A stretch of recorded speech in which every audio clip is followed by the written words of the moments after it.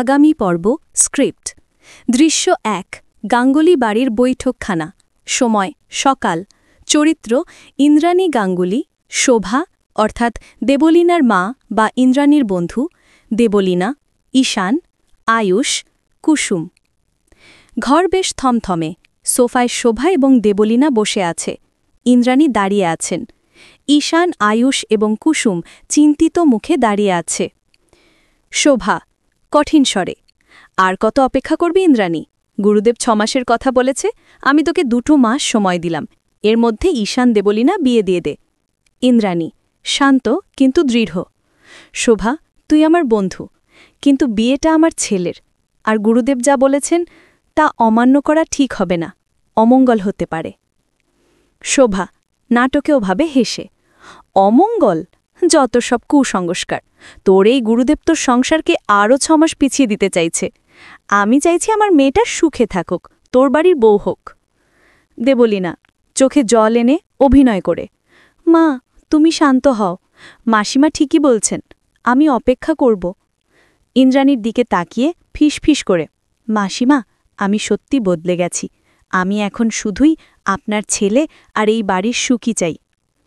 ঈশান এগিয়ে এসে, মা আমি দেবলীনাকে বিয়ে করব, এটা ঠিক, কিন্তু এত তাড়াহুড়ো কিসের? গুরুদেব যা বলেছেন সেটা মানাই ভালো, তাছাড়া অনুশ্রীর ব্যাপারটাও তো। শোভা চোখ সরু করে, অনুশ্রীকে?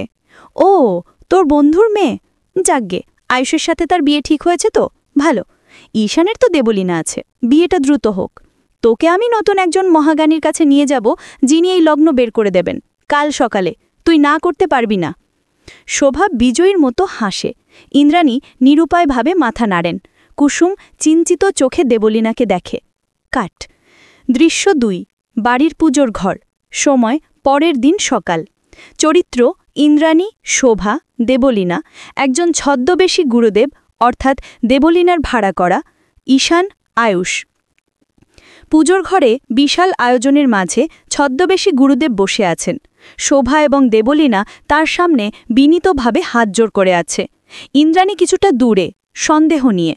ছদ্মবেশী গুরুদেব গম্ভীর, জোর গলায়, কন্যা দেবলীনা এবং পুত্র ঈশানের রাশিচক্র পরীক্ষা করে দেখলাম, লগ্ন খুবই জটিল। শোভা উৎসাহের সঙ্গে, গুরুদেব দ্রুত লগ্নটা কবে? গুরুদেব ৬ মাস অপেক্ষা করা মানে সমূহ বিপদ ডেকে আনা, গ্রহের ভয়ানক প্রভাব পড়বে, পুত্র ঈশানের জীবনে চরম ক্ষতি হতে পারে। এই ৬ মাস নয়, বরং ঠিক ২ মাস পর পূর্ণিমা তিথিতে লগ্ন শুভতম, এর আগে বা পরে নয়। ইন্দ্রাণী ধীরে ধীরে এগিয়ে এসে, ক্ষতি হবে? কিন্তু আমার আসল গুরুদেব?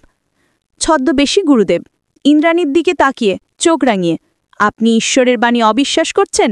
এই শুভলগ্ন দ্রুত সম্পন্ন না করলে আপনার পুত্রের ক্ষতি হবেই। দেবলীনা এবং শোভার দিকে তাকিয়ে হাসে। ইন্দ্রাণী আতঙ্কিত হয়ে পড়েন। পুত্রের ক্ষতির কথা শুনে তার মন নরম হয়। দেবলীনা এবং শোভা একে অপরের দিকে তাকিয়ে হাসি বিনিময় করে। কাট। দৃশ্য ৩, বাড়ির বারান্দা। সময় দুপুর। চরিত্র ঈশান, অনুশ্রী। ঈশান অস্থিরভাবে পায়চারা করছে। অনুশ্রী তাকে শান্ত করার চেষ্টা করছে। ঈশান বিরক্ত হয়ে, ২ মাস? অনু তুই ভাবতেও পারিস না, দেবলীনার তার মায়ের কোনো মতলব আছে, আমার মা কেন এই লোকটার কথা শুনছেন?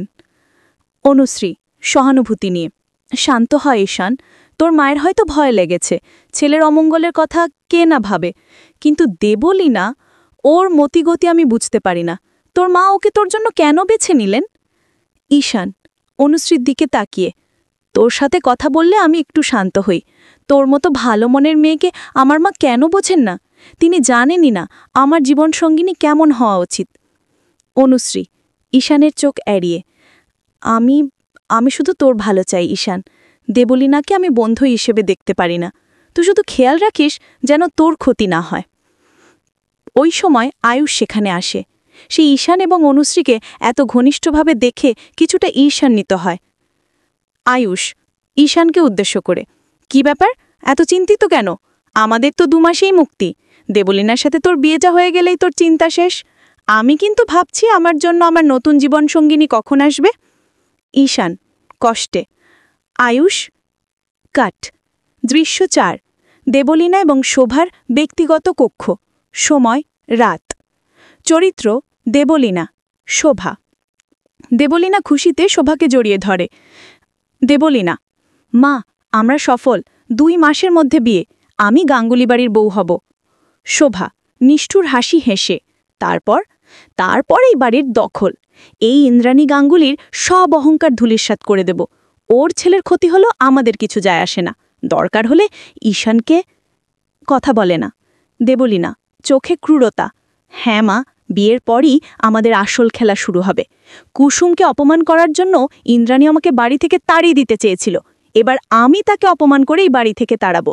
আমার লোভ এই বাড়িটা, আমি হব এই বাড়ির একমাত্র মালকিনী।